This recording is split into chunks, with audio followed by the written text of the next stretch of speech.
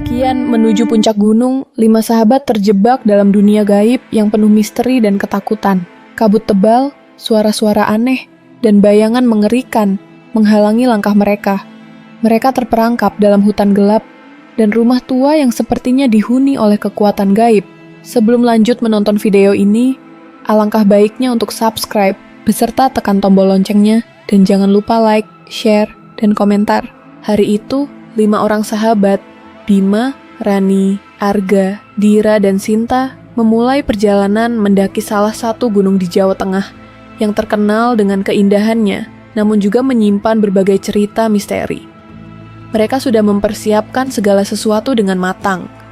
Perlengkapan pendakian, logistik, hingga peta rute yang akan mereka lalui. Meskipun Bima dan Rani adalah pendaki berpengalaman, sisanya Arga, Dira, dan Sinta baru pertama kali melakukan pendakian gunung. Namun, semangat mereka sangat tinggi. Pagi yang cerah menyambut mereka saat mereka mulai berjalan menaiki lereng gunung. Udara segar dan suhu yang sejuk memberi semangat lebih. Mereka berbincang riang sepanjang perjalanan, bercanda, dan saling bercerita tentang pengalaman pribadi. Namun, seiring dengan semakin tingginya elevasi, suasana mulai berubah. Awan-awan tebal datang menggantung, menutupi langit biru yang tadi begitu cerah. Tidak lama kemudian, kabut mulai turun menyelimuti jalur pendakian. Pandangan mereka menjadi terbatas, dan mereka pun memutuskan untuk melanjutkan perjalanan dengan lebih hati-hati. Rani, yang sudah berpengalaman, memberitahu agar mereka tetap mengikuti jalur yang sudah dikenal dan tidak mencoba jalan pintas. Namun, sesuatu yang aneh mulai terasa. Di tengah kabut, sepertinya ada suara-suara yang tidak bisa mereka identifikasi, seperti bisikan halus yang datang dari arah yang tak terlihat. Mereka melanjutkan perjalanan, berusaha untuk tidak terpengaruh oleh ketakutan yang mulai merayapi hati mereka. Arga, yang awalnya terlihat antusias, mulai melambat.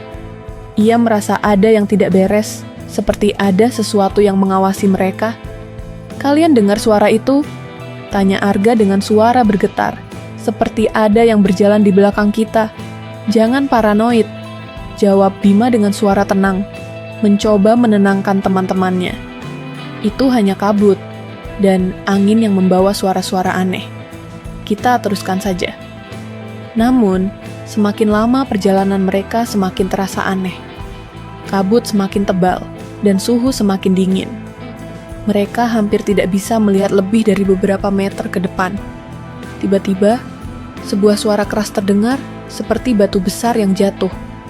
Semua pun terdiam sejenak, mencoba mencari sumber suara itu. Namun tidak ada apapun selain kabut yang menyelimuti. Setelah beberapa langkah, mereka tiba di sebuah tempat yang tidak mereka kenali. Batu-batu besar yang tersebar di sana tampak berbeda dengan yang ada di jalur pendakian yang biasa mereka lalui.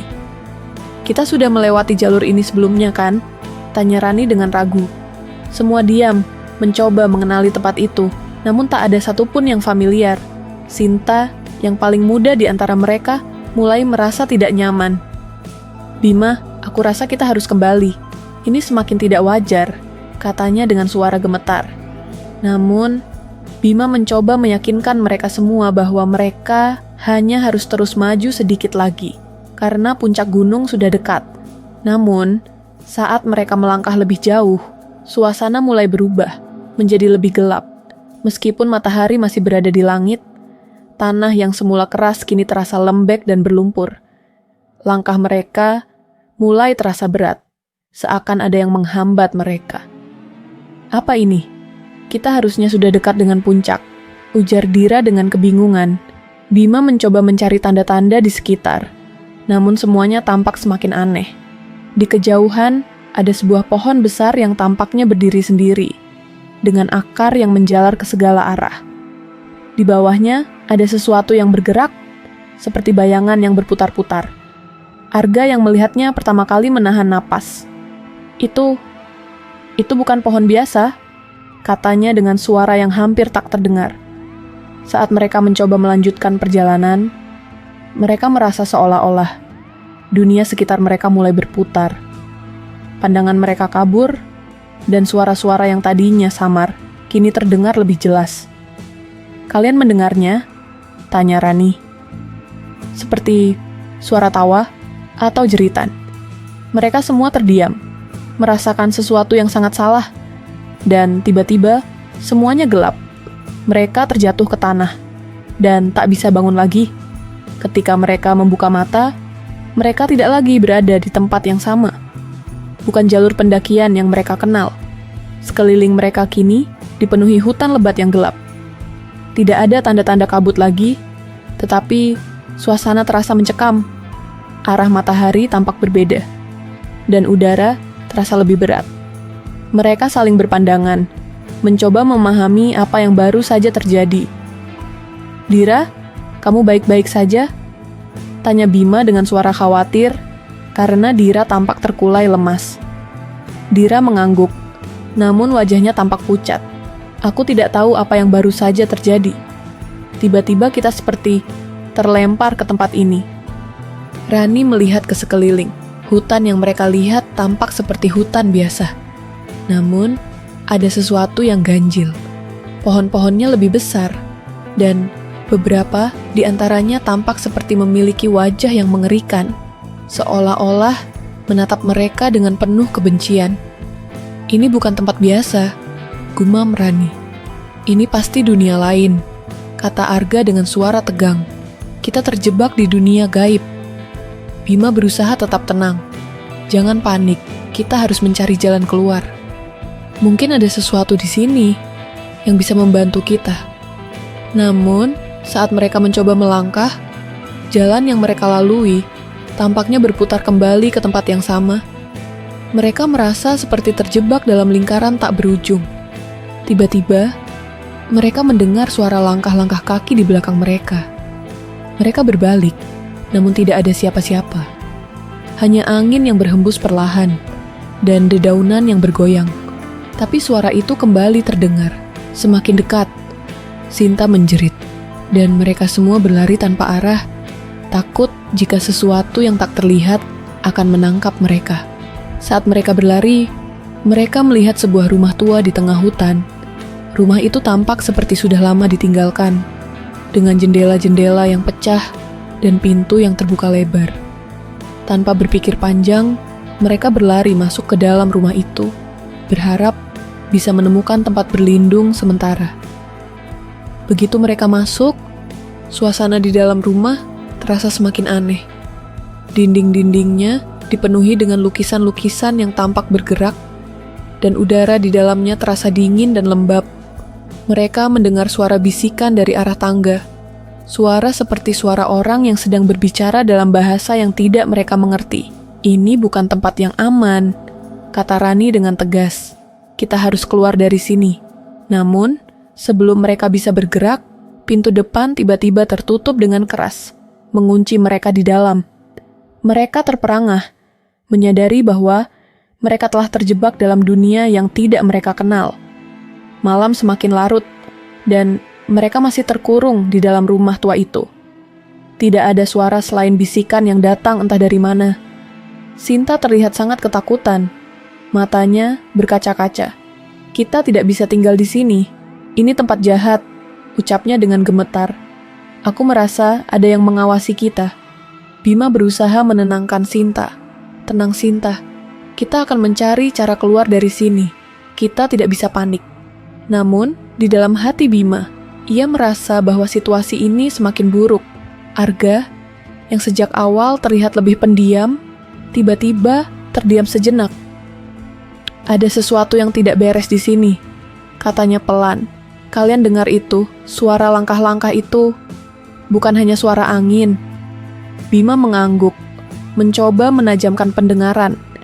Dan saat itulah mereka mendengar sesuatu yang lebih jelas, sebuah suara lembut yang berbicara di telinga mereka, seolah-olah berasal dari dinding rumah. "Kalian tidak akan pernah keluar dari sini," suara itu berkata, begitu dekat dengan telinga mereka. Mereka semua terlonjak, dan suasana semakin menegangkan. Tanpa sadar, mereka bergerak lebih dekat satu sama lain, saling berpegangan. Arga melihat sekeliling, mencoba mencari sesuatu yang bisa mereka gunakan untuk melawan atau keluar dari rumah itu. Tiba-tiba, salah satu jendela terbuka dengan sendirinya, meskipun tidak ada angin. Lalu, dari dalam jendela, muncul bayangan hitam yang melayang di udara, bergerak dengan kecepatan yang tak wajar. Bayangan itu mengarah pada mereka, dan saat mendekat, mereka bisa merasakan hawa dingin yang menusuk tulang. "Kita harus lari," teriak Bima, dan mereka berlarian keluar dari rumah tua itu, meskipun mereka tahu bahwa mereka masih terjebak dalam dunia yang tidak mereka pahami.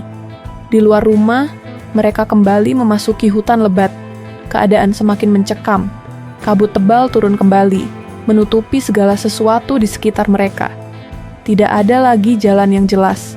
Semua jejak yang mereka tinggalkan sebelumnya tampaknya telah hilang, seolah-olah waktu dan ruang di tempat itu tidak berlaku seperti yang mereka kenal. "Kemana kita harus pergi?" tanya Dira. Suaranya penuh ketakutan. Bima tidak tahu harus menjawab apa. Mereka telah berlari begitu lama, tetapi tidak menemukan jalan keluar. Kemanapun mereka pergi, mereka hanya semakin tersesat. Pohon-pohon di sekitar mereka tampak sama, seperti tidak ada akhir pada hutan ini.